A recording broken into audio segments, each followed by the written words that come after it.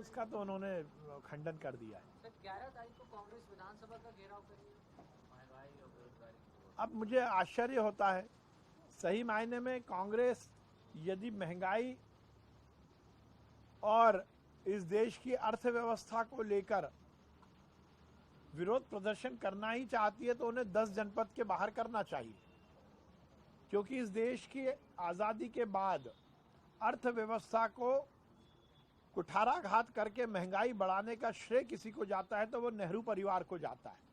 महंगाई एक दो दिन में नहीं बढ़ती, अर्थव्यवस्थाओं की नींव एक दो दिन में नहीं रखी जाती। 15 अगस्त 1947 को लाल किले की प्राचीर से जवाहरलाल नेहरू जी ने जो भाषण दिया था, उसी भाषण की गलती के कारण इस देश की अर्थव्यवस्था बिगड़ी है।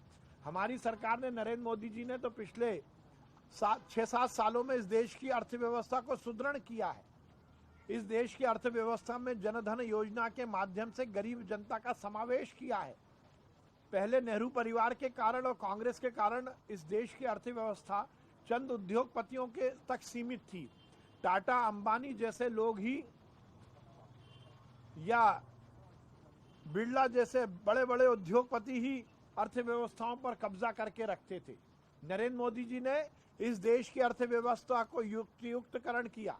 उद्योगपति तो समावेशित रहे ही, पर उसके साथ साथ गरीब जनता का भी समावेश अर्थव्यवस्था में हो। इस देश की अर्थव्यवस्था में जो सुदृढ़ीकरण नरेंद्र मोदी जी के समय हुआ है, वो अपने आप में दुनिया के लिए एक स्टडी मॉडल है। महंगाई का कारण केवल कांग्रेस, हमारी सरकार ने तो महंगाई कम की है। आप उठाकर देखेंगे, आप कंपैरिजन करेंगे तो निश्चित रूप से आप ये पाएंगे कि हमारी सरकार के समय महंगाई कम हुई है, लोगों की आय बढ़ी है। लोगों की आय और महंगाई के अनुपात में यदि आप अंतर देखेंगे तो हमने बहुत कुछ इस देश में सुव्यवस्थित और सकारात्मक किया है। सर,